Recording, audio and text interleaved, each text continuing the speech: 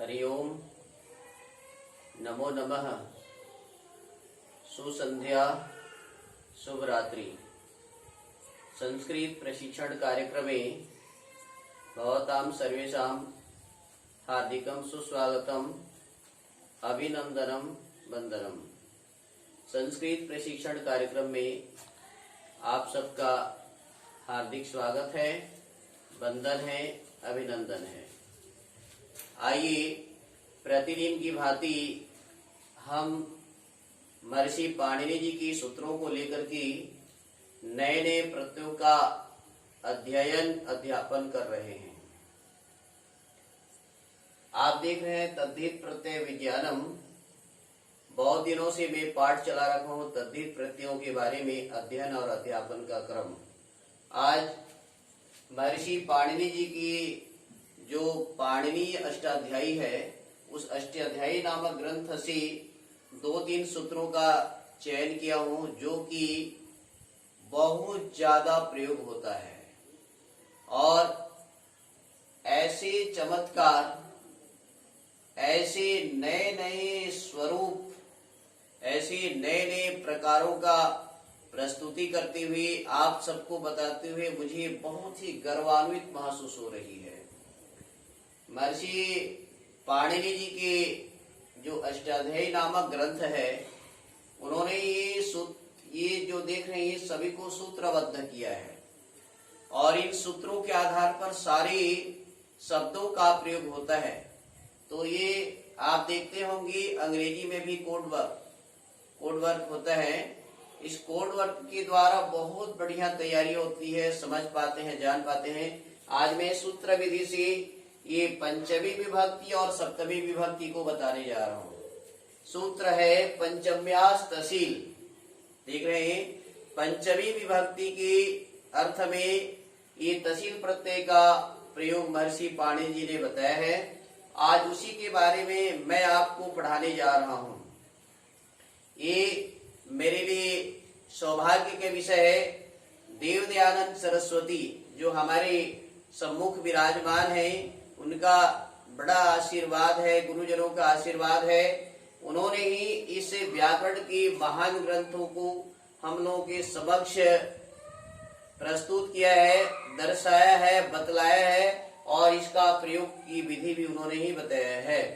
पाणिनि जी ने तो सूत्रों का प्रणयन किया है, उन सूत्रों का प्रयोग देव दयानंद सरस्वती, उन्होंने इसका प्रयोग कहाँ कहाँ कैसे होता है, इसकी व्याख्या उन्होंने दर्शाया है, बतलाया है। तो आइए जानते हैं।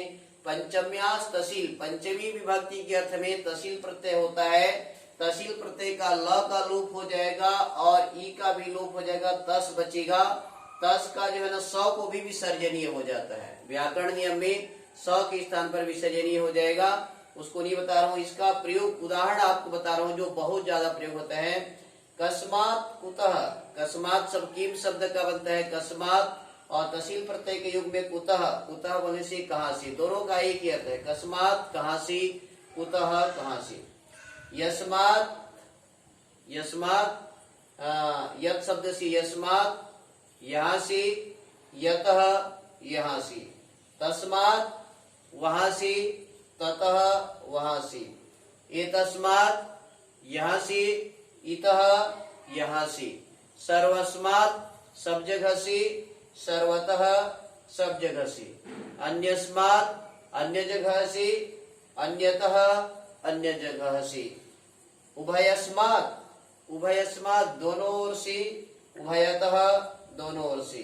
बहुस्मात, बहुस्मात बहुतों से और बहुतः बहुतों से। बहुत शब्द बोलते हैं बहुत, इसमें सब में जो है ना तब प्रत्यय लगा हुआ है। तहसील प्रत्यय का तस बचा और विसर्ग। कुतः कहां से, यतः जहां से, ततः वहां से, इतः यहाँ से, सर्वतः सब जगह से, अन्यतः अन्य जगह से, उभयतः दोनों जगह से, बहुतः बहुत सी जगहों से। इस प्रकार से ये तहसील प्रत्यय के युग में जो है ना पंचमी विभक्ति का अर्थ को हम जानते हैं। इसके द्वारा आप संस्कृत बहुत बढ़िया बोल सकते हैं। देखिए एक सूत्र और है, परि अभिभ्याम च, परि अभिभ्याम।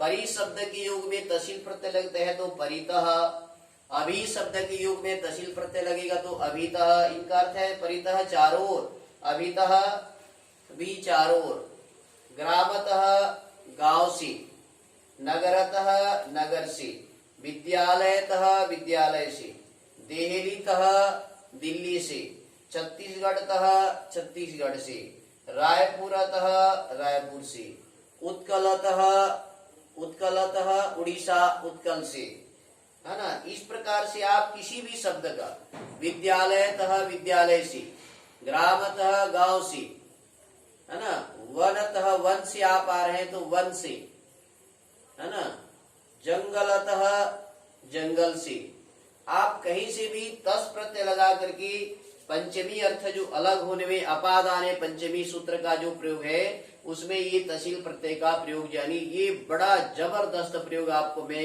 बताने का प्रयास किया हूं। ठीक है, इसमें थोड़ा सा एक सूत्र और है, किमो अत। किम शब्द में अत प्रत्यय लग जाता है तो वह क्व, कहाँ या कहाँ से, ऐसा प्रयोग करेंगे। एक उदाहरण, किमो अत, किम शब्द से अत प्रत्यय लगा दीजिए, बन जाएगा क्व, है ना। इस प्रकार से बनेगा किमो अत क्व, है ना, अत प्रत्यय का ई बचेगा क्व। और यहाँ पर एक सूत्र और लगता है कुती हो, है ना, कुह, है ना, ऐसे भी बनता है कुती हो। किम शब्द में कुता ये तगला कुह, है ना, कुह, ऐसा भी प्रयोग होता है। एक सूत्र और है जो कि मैं आपको बताऊंगा आगे, सप्तमी अर्थ को बताएगा, अधुना। अधुना कर सकता है इस समय, आइए उसको सप्तमी अर्थ में बताने जा रहा हूं, यहाँ पर लिख रखा हूं मैं। तो आपने देखा किमो अत क्व, इस प्रकार से ये सब तहसील प्रत्यय पंचमी को दर्शाता है। आगे एक सूत्र बताने जा रहा हूं, सप्तमी विभक्ति, सप्तमी अधिकरणे च, अधिकरण कारक में सप्तमी विभक्ति होती है और सप्तमी विभक्ति के लिए उन्होंने त्रल प्रत्यय का निर्देश किया है। पंचमी के लिए जैसे तहसील बनाए हैं वैसे सप्तमी विभक्ति के लिए त्रल प्रत्यय का प्रयोग किया गया है। त्रल प्रत्यय का ल का लोप हो जाएगा, त्र बचेगा और ये बनेगा कुत्र, यत्र, तत्र, अत्र, सर्वत्र, उभयत्र, अन्यत्र, बहुत्र। इस प्रकार से त्रल प्रत्यय सप्तमी के युग में त्रल प्रत्यय लग जाता है और में, पर, ऊपर ऐसा अर्थ को निर्देश करता है। और ये सारी अव्यय है, इनके रूप नहीं चलता है। पुत्र, यत्र, तत्र, अत्र, अन्यत्र, सर्वत्र इनके रूप नहीं चलते हैं। ये भी कुतः, ततः, यतः, इतः, अन्यतः, ये भी अव्यय के अंतर्गत में इनका गिनती होती है। और अव्यय के तीनों लिंगों में, तीनों वचनों में, सातों विभक्तियों में इनके रूप नहीं बनते हैं। ये रूप आप याद नहीं कर पाएंगे तो ये अव्यय शब्दों को याद कीजिए, वही अर्थ है ये पंचमी और सप्तमी विभक्ति का प्रयोग। सप्तमी विभक्ति का प्रयोग देखिए, त्रल प्रत्यय, सप्तम्यास त्रल, सप्तमी विभक्ति के अर्थ में त्रल प्रत्यय महर्षि पाणि जी ने विधान किया है और उसका प्रयोग आप सुनिए ध्यान से और इसका प्रयोग कीजिएगा। कस्मिन स्थाने कुत्र, किस स्थान का प्रयोग होगा, कस्मिन के स्थान पर कुत्र, यस्मिन स्थाने यत्र, इस स्थान में, यत्र बोले से जहाँ, तस्मिन स्थाने तत्र, उसी स्थान में वहाँ, अस्मिन स्थाने अत्र, इस स्थान में यहाँ, सर्वस्मिन स्थाने सर्वत्र, सब स्थानों में कहेंगे सर्वत्र, उभयस्मिन स्थाने मतलब दोनों स्थान में, अन्यस्मिन स्थाने अन्य स्थान में, और बहवस्मिन स्थाने बहुत्र। इस प्रकार से इसका आप देखेंगे, यह कुत्र बोलने से कहा, यत्र बोलने से जहाँ, तत्र बोलने से वहाँ, अत्र बोलने से यहाँ, सर्वत्र बोलने से सब जगह, उभयत्र दोनों स्थानों में, अन्यत्र अन्य स्थानों में, बहुत्र बहुत स्थानों में। इस प्रकार से ये सप्तमी का प्रयोग में तरल प्रत्यय आपने देखा। इसके साथ साथ इसमें एक सूत्र जो है ये सप्तमी के निर्देश बताया है, इदमो ह, इदमो सूत्रम, देख रहे हैं इधर, इदमो ह, इदम शब्द में ह प्रत्यय लग जाएगा तो बनेगा इह, इस संसार में, इह मतलब यहाँ, इह कर जैसे अत्र बोले से यहाँ, इह करते वही इस स्थान में, यह, इसका बहुत ज्यादा प्रयोग इनका देखा जाता है। और सप्तमी समय को बताने के लिए एक सूत्र है अधुना, अधुना बोले से इस समय, इस समय में, अधुना, सूत्र अधुना ही है, इसका उदाहरण भी अधुना ही बनेगा। ये महर्षि पाणिनि जी का ये निपातन सूत्र है। इसका अर्थ और उदाहरण समान बनते हैं। तो अधुना बोले अधुना सांप्रतम, ये जो प्रयोग होता है ना, अधुना इस समय, इसका है।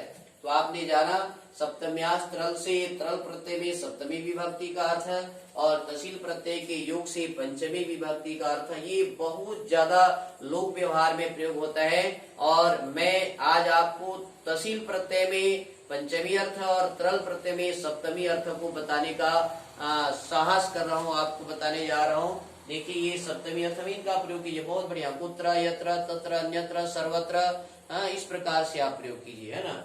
इसका वाक्य प्रयोग जो है ना बहुत बढ़िया बनता है। कुत्र पठति, यत्र गच्छति, तत्र पठति, अत्र आगच्छति, सर्वत्र ईश्वरः अस्ति, उभयत्र वृक्षाः सन्ति, अन्यत्र बालकाः सन्ति, बहुत्र छात्राः सन्ति, यह वृक्षाः सन्ति, इस प्रकार से यह मनुष्याः सन्ति, यह नगराणि सन्ति, इस प्रकार से आप बहुत ज्यादा प्रयोग कर सकते हैं। और ये तो पंचमी के अर्थ में आप कहीं से भी लगा लीजिए। हाँ, मैं गांव से आ रहा हूँ, ग्रामतः आगच्छामि, विद्यालय से आ रहा हूँ, विद्यालयत आगच्छामि, गृहतः आगच्छामि, नगरतः आगच्छामि, इस प्रकार से आप प्रयोग कीजिए जहां से आप आ रहे हैं। आप इसमें तह लगा दीजिए, तहसील प्रत्यय का स को विसर्ग हो जाता है, ई का लोप हो जाता है, ल का लोप हो जाता है और तस प्रत्यय के योग में पंचमी विभक्ति हो जाती है। इस प्रकार से ये महर्षि पाणिनि जी का चमत्कार है और उस चमत्कार को नमस्कार है। आप सब ऐसे चमत्कारिक प्रयोगों को सीखिए, पाणिनि अष्टदई के प्रयोगों को सीखिए। मैं आपको तद्धित प्रत्यय पढ़ाने का क्रम चला रहा हूँ और आगे आपको स्त्री प्रत्ययों के बारे में ही पढ़ाएंगे। इस समय तद्धित प्रत्यय का एक आध पाठ और लूंगा, फिर उसके पश्चात में स्त्री प्रत्यय। आपने कृत प्रत्यय, तद्धित प्रत्यय इस प्रकार से जाना और मैं आपसे चाहता हूं कि आप ये दिव्यवाणी संस्कृतम नामक जो चैनल है उसको आप लाइक कीजिए, सब्सक्राइब कीजिए। बच्चों को अधिक से अधिक संस्कृत भाषा में जोड़िए, संस्कृत बोलने का प्रेरणा दीजिए, संस्कृत में लिखने का प्रेरणा दीजिए, संस्कृत में सोचने का, चिंतन करने का, मनन करने का, गायन करने का, लेखन करने का, पठन करने का प्रेरणा दीजिए। साथ साथ आप भी स्वयं संस्कृत में लिखें, पढ़ें, सुने, देखें, नाचे, गाएं, खेले, कूदे, ये सर्वत्र संस्कृतम, सब जगह संस्कृत में जो है ना आप चिंतन करें, तभी संस्कृत भाषा का प्रचार प्रसार होगा और मेरा उद्देश्य सफल होगा। मैं चाहता हूँ भारतीय संस्कृति और संस्कृत बची और संस्कृत के द्वारा सभी संस्कारवान हो, बुद्धिमान हो, यजमान हो, मेधावी हो, तेजस्वी हो, वर्चस्वी हो, माँ विद्विषावही, हम एक दूसरे को द्वेष न करें, हम जो है ना हमारा पढ़ा लिखा तेजस्वी हो, ऐसा मैंने मंगलाचरण की प्रार्थना में बता चुका हूँ। तो आइए मैं आप सबको धन्यवाद देते हुए, नमन करते हुए, अभिनंदन करते हुए, वंदन करते हुए अपने पाठ को विराम की ओर लेते हुए पुनर्मिलामः। जयतु संस्कृतम, जयतु भारतम। धन्यवादः। ओम शम शम समिति।